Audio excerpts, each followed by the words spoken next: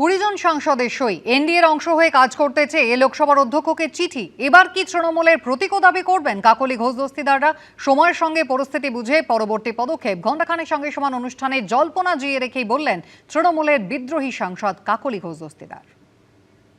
একেবারে সংখ্যার বিচারে সংখ্যাগরিষ্ঠ এই মুহূর্তে আপনার সঙ্গে, তো এবার কি সিম্বলের দাবি করবেন বা আসল তৃণমূল বলে আপনারা দাবি করবেন? এইটা কিভাবে ভাবছেন? দেখুন, কোনো কিছু আসল নকল হয় না। মানুষের সাথে কাজ করতে গেলে কোনো পোস্ট ছাড়াও কাজ করা যায়, কিন্তু আমরা মানুষের দ্বারা নির্বাচিত এবং মানুষের মতামত আমরা গত নির্বাচনে জানতে পেরেছি, সেই মতামতকে সম্মান জানানো হয়েছে।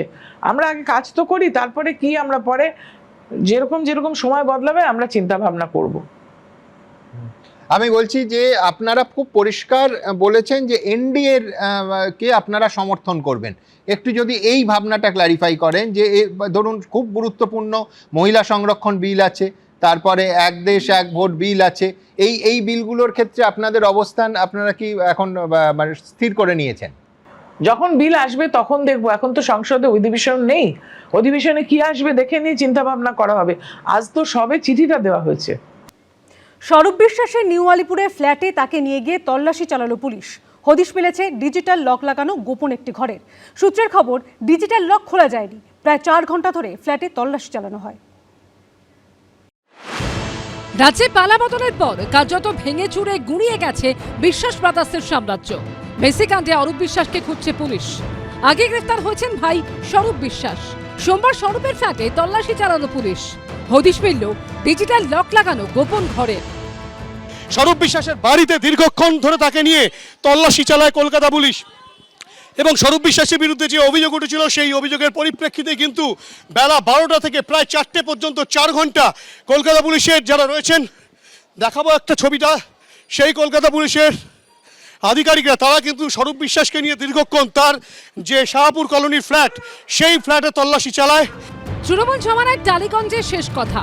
প্রাক্তন ক্রীড়ামন্ত্রী অরূপ বিশ্বাসের ভাই ও তৃণমূল নেতা স্বরূপ বিশ্বাসের অঙ্গুলি হেলনেই চলত স্টুডিও পাড়া। রাজ্যে পালাবদলের পর তার বিরুদ্ধে মুখ খুলতে শুরু করেছেন কলাকুশলীরা। একটা কথাই বলে যে তুমি চিঠিটা তুলে নাও, যদি না তোলো তাহলে স্বরূপ বিশ্বাস এবং বাপি মালাকার মিলে কিন্তু তোমাকে মার্ডার করে দেবে। ভাঙচুর চালানো হয়েছে বিশ্বাস ভাইদের সুরুচি সংঘে।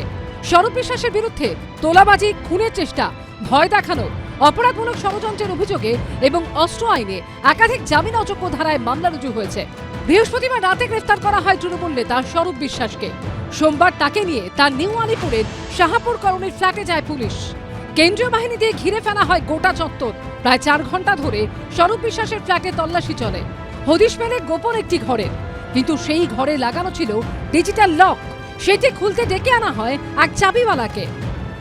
অটোমেটিক লক যেটা হয়, অটোমেটিক লক, অ্যাডভান্স লক করা, আমরা হাতে তৈরি হয় না, ওটা মেশিনে তৈরি হবে। আর নাহলে ভেঙে চুরে বার করতে হবে। তো ভেঙে চুরে বার করতে হলে আমি পারমিশন না নিলে পাবো না। ওনার জানালাম কম্পিউটার লক হয়। হ্যাঁ, ভিতরে ঘরে। শেষ অবধি খোলা যায়নি ডিজিটাল লক, কিন্তু কি রয়েছে এই গোপন ঘরে? ডিজিটাল তালার আড়ালে কোন রহস্য লুকিয়ে? পাসওয়ার্ডই বা কার কাছে রয়েছে? স্বরূপ বিশ্বাসের গুপ্ত ঘর নিয়ে তৈরি হয়েছে ধোঁয়াশা। কি সম্পদ আছে ডিজিটাল তালা দেওয়া অত্যাধুনিক প্রযুক্তির ব্যবহার করে, কি এমন লুকিয়ে রাখা হয়েছে? এ তো খুললে পরে তবে বোঝা যাবে, তাছাড়া তো বোঝা যাবে না। তবে যা মাল মশলা তৃণমূল কংগ্রেসের নেতাদের বাড়ি থেকে বেরোচ্ছে, আগামী দিনে বাংলার যে ফিল্ম ইন্ডাস্ট্রি বা ওয়েব সিরিজ ইন্ডাস্ট্রি খুব ভালো চলবে। টলিউডে একের পর এক ওয়েব সিরিজ তৈরি হবে দেখে নিয়ে। সূত্রের খবর, তল্লাশির পাশাপাশি স্বরূপ বিশ্বাসের পরিবারের সদস্যদের সঙ্গেও কথা বলে পুলিশ। এখন সবার নজর গোপন কুঠুরির দিকে। কি বেরোয় সেখান থেকে সেদিকে। হিন্দলদের রিপোর্ট, এবিপি আনন্দ, কলকাতা। বারবার আবেদন করেও মেলেনি সুরাহা। এবার ইএম বাইপাসের ধারে অস্থায়ী তৃণমূল ভবনের বাড়িটি ফেরত চেয়ে থানার দ্বারস্থ হলেন মালিকপক্ষ। প্রগতি ময়দান থানায় দায়ের হলো অভিযোগ। মমতা বন্দ্যোপাধ্যায় জুলাই মাসে বাড়িটি ছেড়ে দেবেন বলে আশ্বাস দিলেও এখন কোনো নেতার সঙ্গে যোগাযোগ করা যাচ্ছে না বলে জানিয়েছেন বাড়ি মালিক মডার্ন ডেকোরেটার্সের মালিকের ছেলে। থানায় আমরা গেছিলাম ওসির কাছে গিয়ে আমরা এই যা বললাম, এই আমাদের এগ্রিমেন্ট ছিল, এই এগ্রিমেন্ট শেষ হয়ে গেছে, এখন অ্যাজ সুন অ্যাজ পসিবল আমাদের প্রপার্টিটা ছেড়ে দিলে আমাদের ভালো হয়। ভোটে হেরে রাজপাট গেছে, পরিষদীয় দলের রাশ বেরিয়ে গেছে মমতা বন্দ্যোপাধ্যায়ের হাত থেকে। লোকসভার বিদ্রোহী সাংসদরা এনডিএকে সমর্থন দেওয়ার কথা ঘোষণা করেছেন। ধাক্কার পর ধাক্কা খাচ্ছেন মমতা বন্দ্যোপাধ্যায়। এবার কি ইএম বাইপাসের ধারে অস্থায়ী তৃণমূল ভবনও ছেড়ে দিতে হবে তাদের? ঘর ছাড়া হবে ঘাসফুলের দল, কারণ সেই বাড়ি ফেরত চেয়ে পুলিশের দ্বারস্থ হয়েছেন মালিক পক্ষ। এদিন প্রগতি ময়দান থানায় অভিযোগ জানান তারা। আরও এক সংকটের মুখে তৃণমূল কংগ্রেস। গত 4 বছরেরও বেশি সময় ধরে যে ভবন থেকে তৃণমূল কংগ্রেস তাদের সমস্ত কার্যকলাপ করতেন, সেই ভবন এবার ছেড়ে দেওয়ার দাবি উঠল। আমরা আমাদের প্রপার্টি ফেরত চাই, মানে as soon as possible, so that আমরা ওখানে কিছু কাজ করতে পারি। শীর্ষ নেতৃত্বের সাথে নাম না বলে হলো, বাবা জানে, বাবাই ফোন করেছিল কিন্তু কাউকে ফোন পাচ্ছিল না। বাইপাসের ধারে এই বাড়িটি গত কয়েক বছর ধরে তৃণমূল ভবন নামে পরিচিত। ভোটের আগেও এখানেই আসতেন তৃণমূলের বড় মেজ সেজ ছোট সব নেতাই। তবে এটি একসময় একটি হোটেল ছিল, যার মালিক মডার্ন ডেকোরেটরসের মালিক মন্টু সাহা। তারও তার ছেলের দাবি, করোনার সময় হোটেলটি বন্ধ হয়ে যায়। সেই সময় 1 বছরের জন্য এই বাড়িটি ভাড়া নেয় তৃণমূল। 2022 থেকে 2023 এই 1 বছরের জন্য চুক্তি হয়। বলা হয় নতুন তৃণমূল ভবন তৈরি হয়ে গেলেই এই বাড়িটি তারা ছেড়ে দেবেন। পরে সেই চুক্তির মেয়াদ বাড়ে 2025 সাল পর্যন্ত। তারপর প্রায় 1.5 বছর কেটে গেলেও এখনো বাড়ি ফেরত পাননি তারা। এমনকি বিধানসভা ভোটের ফল বেরোনোর পরেও মমতা বন্দ্যোপাধ্যায়ের সঙ্গে যোগাযোগ করা হয়েছিল। দিদিকে বললাম এই ব্যাপার, তো কী করি? দেখো আমি দেখছি। সন্ধ্যাবেলা আমাকে বললো যে ঠিক আছে, তুমি আমরা জুলাইয়ের মধ্যে খালি করে দেব। রবিবার অস্থায়ী তৃণমূল ভবনে গেছিলেন বাবা ছেলে। তাদের দাবি, ভোটের ফল বেরোনোর পর থেকে আর কেউ এই অফিসে আসেননি। বাড়িটির অবস্থা অত্যন্ত খারাপ হয়ে গেছে। এই অবস্থায় তাদের দাবি অবিলম্বে বাড়ি ফেরানো হোক, কিন্তু সরাসরি থানায় অভিযোগের প্রয়োজন হয়ে পড়ল কেন? 10-12 দিন ধরে আমরা কারোর সাথে কোনো কন্ট্যাক্ট করতে পারছি না। সেই প্রপার্টিটার মানে আমাদের তো মানে বাঁচাতে হবে। আমি পলিটিক্যাল কোনো উত্তর এখানে দেব না। কে ছাড়ছে না ছাড়ছেন আমি কিচ্ছু জানি না। আমি শুধু জানি যে আমার প্রপার্টিটা ছেড়ে দিলে আমার খুব ভালো হয়, so that I can start something new over there. এখন পুলিশ কোনো ব্যবস্থা নেয় কিনা সেটাই দেখার। উজ্জ্বল মুখোপাধ্যায়ের রিপোর্ট, এবিপি আনন্দ, কলকাতা। পশ্চিমবঙ্গে সিবিআই তদন্ত নিয়ে বড় সিদ্ধান্ত রাজ্য সরকারের। এখন থেকে কেন্দ্রীয় সরকারি কর্মী বা কোনো কেন্দ্রীয় সংস্থার সঙ্গে যুক্ত ব্যক্তিদের বিরুদ্ধে সরাসরি তদন্ত করতে পারবে সিবিআই। তবে রাজ্য সরকারি কর্মীদের বিরুদ্ধে তদন্ত শুরু করতে এখনও রাখবে রাজ্য সরকারের লিখিত অনুমতি। সরকার বদলেছে পরিস্থিতি।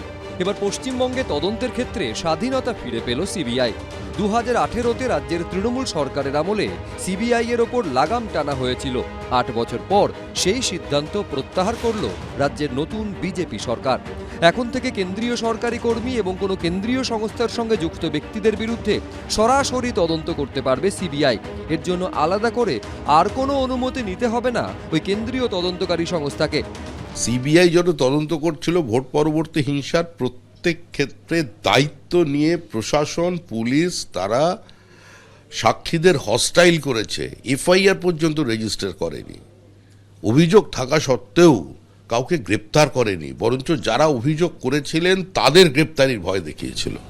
তো তদন্ত চলেনি, এবার চলবে। যত তদন্ত চলবে তত ফোন বাড়বে, তত গভীর রাত্রে যাতায়াত শুরু হবে। মমতা বন্দ্যোপাধ্যায়ের সরকারের আমলে একাধিকবার বিভিন্ন তদন্তে এ রাজ্যে বাধার মুখে পড়তে হয়েছিল সিবিআইকে। 2019-এর 3রা ফেব্রুয়ারি সারদাকাণ্ডে জিজ্ঞাসাবাদের জন্য কলকাতা পুলিশের তৎকালীন কমিশনার রাজীব কুমারের বাড়িতে যায় সিবিআই। যে ঘটনাকে কেন্দ্র করে নজিরবিহীন মোড় নেয় কেন্দ্র রাজ্য সংঘাত।